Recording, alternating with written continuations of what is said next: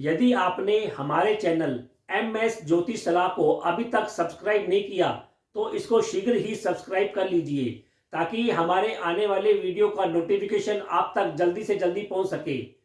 यदि आपको हमारे द्वारा बनाए गए वीडियो पसंद आ रहे हैं तो इस पर अपने अधिक से अधिक कमेंट्स हम तक भेजिए और इसको लाइक कीजिए और अपने फ्रेंड्स के बीच हमारे वीडियो को अधिक से अधिक शेयर कीजिए। अब हम राशि चक्र की 7वीं राशि तुला राशि अर्थात लिब्रा की राशिफल की चर्चा करते हैं। देखिए, तुला राशि के जातक सप्ताह के प्रथम दिन और द्वितीय दिन आपका रुझान अपने संतान पक्ष की ओर, अपनी हॉबी की ओर और किसी महिला मित्र पर अधिक रह सकता है। वैसे घर संबंधी प्रश्नों पर भी आपके दिमाग में ये प्रश्न छाए रहेंगे और ऐसा भी लगता है इसको आपको कुछ तनाव भी संभव है। सप्ताह के तीसरे दिन और चौथे दिन आपको अपने बंधुजनों से कुछ लाभ और मदद मिलती हुई नजर आ रही है। आप केवल अपने स्वास्थ्य पर कुछ ध्यान दें। ऐसा लगता है कि आपका खर्चा अपने स्वास्थ्य के ऊपर या किसी शुभ कार्यों के ऊपर भी हो सकता है। सप्ताह के 5वें दिन और छठे दिन आपको अपने जीवन साथी से खूब रोमांटिक रहेंगे और यात्रा का भी छोटा मोटा आनंद ले सकते हैं। वैसे ऐसा भी लगता है कि आप अपने जीवन साथी को कोई गिफ्ट या उपहार भी दे सकते हैं। इसके अलावा सप्ताह के अंत में तुला राशि के जातक अपने पाचन संबंधी और मुख संबंधी रोगों को लेकर कुछ सावधान अवश्य रहें। वैसे आपको कोई गुप्त लाभ किसी स्त्री वर्ग से भी होता हुआ नजर आ रहा है। फिर भी उपाय के तौर पर आपको शनि भगवान की आराधना करनी चाहिए और सतनाजा पक्षियों को डालना चाहिए। वृश्चिक राशि अर्थात स्कॉर्पियो।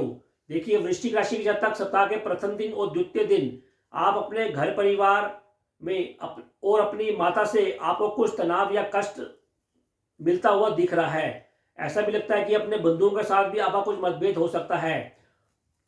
सप्ताह के तीसरे दिन और चौथे दिन आपकी बुद्धि कुछ गुस्सेल वाली रहेगी और कुछ भ्रमित भी होती दिख रही है। वैसे आपको भाग्य का लाभ तो अवश्य मिलता रहेगा। ऐसा भी लगता है कि आप अपने संतान के बारे में कोई गलत निर्णय ले सकते हैं, लेकिन ये निर्णय लेते लेते आप बच भी जाएंगे, ऐसे भी उम्मीद है। सप्ताह के 5वें दिन और छठे दिन आपका व्यय कुछ बड़ा चढ़ा रहेगा। ऐसा लगता है कि आपकी कुछ गलत आदतों के कारण आप कोई अपने रोगों के ऊपर व्यय कर सकते हैं। इसके अलावा ऐसा भी लगता है कि आपको अपने जीवन साथी से प्रेम संबंधों में मधुरता भी बनी रहेगी। सप्ताह के अंतिम दिनों में आपको अपने दाम्पत्य जीवन पर अवश्य ध्यान देना चाहिए। फिर भी उपाय के तौर पर आपको गणेश भगवान जी की आराधना करनी चाहिए और बुध ग्रह के मंत्र ओम बूम बुधाय नमः, ओम बूम बुधाय नमः का निरंतर जाप करना चाहिए। जी, धनु राशि अर्थात सैजिटेरियस। देखिए, धनु राशि के जातक सप्ताह के पहले दिन और दूसरे दिन उनका समय अपने बंधुजनों के साथ व्यतीत होता हुआ नजर आ रहा है। ऐसे लगता है कि इन 2 दिनों में कुछ यात्रा की अधिकता रह सकती है। वैसे धनु राशि के जातकों को सलाह दी जाती है कि वे रात को अकेले में निकलने से बचें। इसी प्रकार तीसरे दिन और चौथे दिन धनु राशि के जातकों को अपने किसी पुराने मित्र से मुलाकात हो सकती है। कोई पुराना मित्र आपके घर में आकर आपसे मिल सकता है और ऐसा भी लगता है कि आप अपने घर में कोई शुभ मांगलिक कार्य भी करवा सकते हैं। सप्ताह के 5वें दिन और छठे दिन आप खूब आनंदित महसूस करेंगे। अपनी हॉबी को लेकर कोई कार्य करेंगे और उसमें आपको लाभ और सम्मान मिलता हुआ नजर आ रहा है। तो सप्ताह के अंतिम दिन आप अपने माता पिता के संबंधों को लेकर कुछ तनाव ले सकते हैं। वैसे आपको दूर के स्थानों से लाभ मिलता रहेगा। फिर भी उपाय के तौर पर आपको सूर्य भगवान को जल का अर्घ देना चाहिए और हनुमान चालीसा का नित्य पाठ करना चाहिए। मकर राशि अर्थात कैप्रिकॉर्न। देखिए, मकर राशि के जातक सप्ताह के पहले दिन और दूसरे दिन उनको अपने परिवार से, माता से और धन संबंधी लाभ और व्यय दोनों समान रूप से मिलता रहेगा। इसके अलावा उनको सलाह दी जाती है कि वे अपने जीवन साथी के साथ संबंधों को लेकर कुछ सावधान अवश्य रहें, उसमें कुछ तनाव हो सकता है। सप्ताह के तीसरे दिन और चौथे दिन मकर राशि के जातकों को अपने बंधुओं से मिलन हो सकता है। वे किसी यात्रा पर भी जा सकते हैं जिसमें उनको अपने जीवन साथी का भरपूर लाभ और सहयोग मिलता रहेगा। सप्ताह के 5वें दिन और छठे दिन मकर राशि के जातकों को खूब आनंद महसूस करेंगे।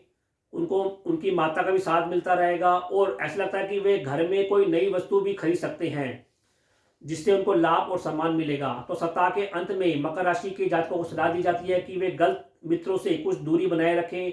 ये गलत मित्र में कोई स्त्री वर्ग की भूमिका अहम हो सकती है।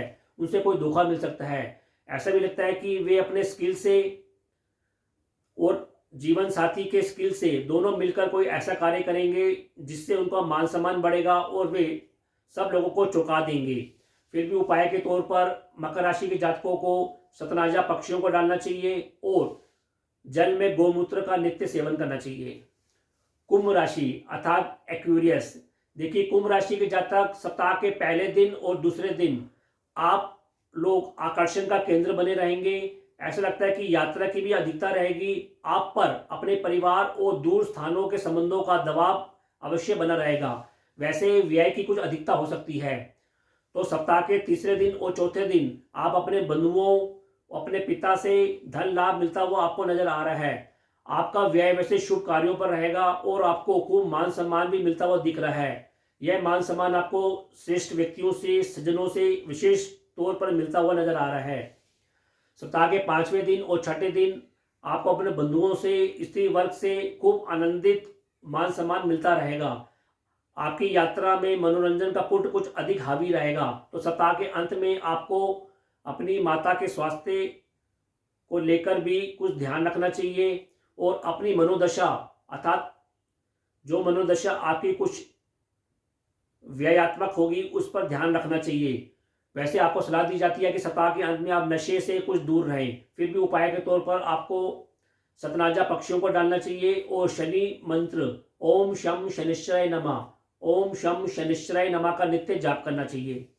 और आप राशि चक्र की अंतिम राशि मीन राशि अर्थात पाइसिस, देखिए मीन राशि के जातक सप्ताह के पहले दिन और दूसरे दिन अपने संतान पक्ष की चिंता कर सकते हैं और ऐसा लगता है कि उनकी कोई व्यय की अधिकता रहेगी और यात्रा की भी अधिकता रह सकती है।